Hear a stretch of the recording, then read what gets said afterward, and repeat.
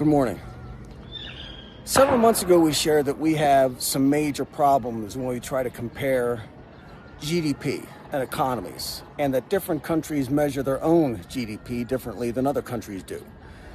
There is a measure called purchasing power parity, which tries to get a handle on some of the other problems by adjusting data based on how much goods and services cost in local economies.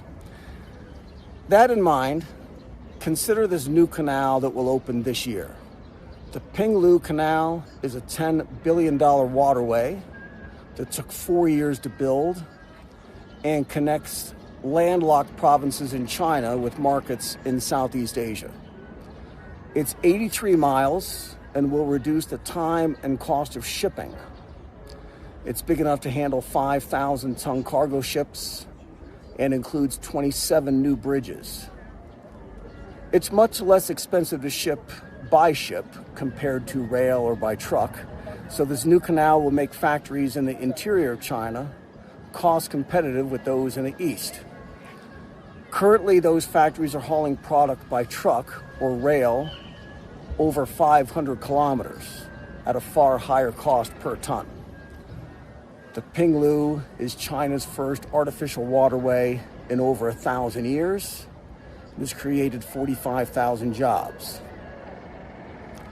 Summing up, the Pinglu Canal project is an 83-mile-long canal with 27 bridges that took 4 years and cost $10 billion. In Baltimore, Maryland, the Transportation Authority just more than doubled their cost estimates to replace the Francis Scott Key Bridge, and also doubled how long it would take them to build it. The original estimate was $1.9 billion and would open in late 2028. Now it's around $5 billion with an opening date of late 2030.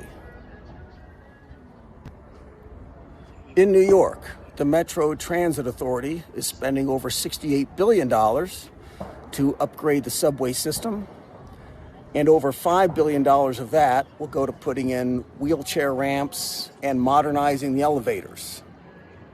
Also, they will make the entrance gates wider to accommodate people in wheelchairs across 150 stations by 2055.